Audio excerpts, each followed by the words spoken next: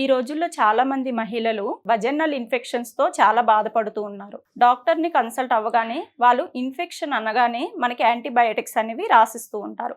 So ఈ antibiotics అనేవి ఒక 3 months కోర్స్ వాడినా కూడాను వాళ్ళకి ఆ 3 months వాడినన్ని రోజులు తగ్గుతుంది, మళ్ళీ రిపీట్ అవుతుంటాయి. మేడం, దీనికోసం మీ దగ్గర ఏమైనా సొల్యూషన్ ఉందా అని. వీటి సొల్యూషన్ కోసము సప్లిమెంట్స్ అనేవి ఉన్నాయన్నమాట.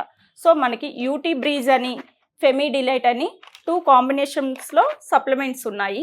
ఏ విధంగా పనిచేస్తాయో ఈరోజు మనం తెలుసుకుందాం. ఇప్పుడు మీరు అన్నట్టు ఏంటంటే వెజనల్ ఇన్ఫెక్షన్ రాగానే antibiotics, anti fungals, vaginal washes వాడతారు. It's first line treatment, correct.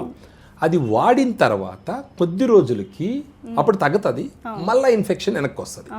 ఇక్కడ పనికొచ్చేటటువంటి 2 బెస్ట్ సప్లిమెంట్స్ ఏంటంటే ఫెమిడిలైట్, యూటీ బ్రీజ్.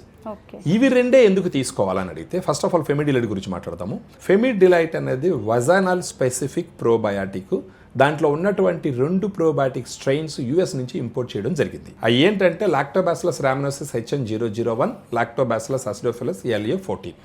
ఈ 2 స్ట్రెయిన్స్ గ్లోబల్గా చాలా కంట్రీస్లో అవైలబిలిటీ ఉన్నది. ఇండియాలో మనం తెప్పించి ఇక్కడ మ్యానుఫ్యాక్చర్ చేయించినాం. సో ఆడవాళ్ళ వెజైనాలో చూసినారంటే లాక్టోబాసిల్లస్ స్పీసీస్ ఎక్కువ ఉంటాయి. వాటి పాత్ర ఏంటంటే ఈ లాక్టోబాసిల్లస్ స్పీసీస్ ఎక్కువ ఉన్నప్పుడు అక్కడ ఉన్నటువంటి బ్యాడ్ బ్యాక్టీరియాని బెరగనీయకుండా కంట్రోల్ చేస్తాయి. బై ఎనీ ఛాన్స్ 85% ఉండే గుడ్ బ్యాక్టీరియా తగ్గడం మొదలుపెట్టి 15% ఉండే బ్యాడ్ బ్యాక్టీరియా పెరగడం మొదలుపెట్టిందంటే అప్పుడు ఇన్ఫెక్షన్స్ రావడానికి అవకాశాలు ఉంటాయి. సో ఫెమిడిలైట్ ఏం చేస్తుందంటే ఫెమిడిలైట్లో ఉండేటటువంటి 2 లాక్టోబాసిల్లస్ స్ట్రెయిన్స్ ఏం చేస్తాయంటే వెజైనాలో ఉండేటటువంటి బ్యాడ్ బ్యాక్టీరియాని కిల్ చేసి వాటిని కంట్రోల్లో పెడతాయి. సెకండ్, కొన్ని యాసిడ్స్ను ప్రొడ్యూస్ చేస్తాయి. వెజైనాలో ఉండే pH కండిషన్ బిట్వీన్ 3.5 నుంచి 4.3 మధ్య మెయింటైన్ చేస్తాయి. అక్కడ ఉన్నటువంటి అసిడిక్ ఎన్విరాన్మెంట్ని మెయింటైన్ చేస్తే అది యాసిడ్ ఎన్విరాన్మెంట్ కాబట్టి బ్యాడ్ బ్యాక్టీరియా అక్కడ గ్రో అవ్వకుండా ఉంటుంది. ఫర్ ఎగ్జాంపుల్ చెప్తాను, మెన్సస్ టైంలో జనరల్గా భార్య భర్త కలవకూడదని చెప్తారు. ఎందుకంటే మెన్సస్ టైంలో బ్లడ్ ఫ్లో ఉంటుంది.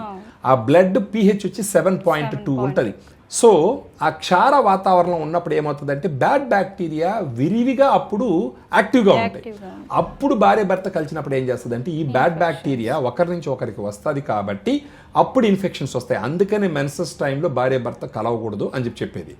సో ఈ ఫెమిడిలైట్ వాడడం వల్ల ఆ pH కండిషన్ బిట్వీన్ 3.5 నుంచి 4.3 మధ్య మెయింటైన్ చేస్తుంది. సో విన్నారు కదండి, ఇది వజనల్ ఇన్ఫెక్షన్స్ కోసం ఏ విధంగా ఉపయోగపడుతుందో. సో మీకు ఈ ప్రోడక్ట్ అనేది కావాలనుకుంటే ఈ కింద ఉన్న నెంబర్కి కాల్ చేసి ఆర్డర్ పెట్టుకోవచ్చు.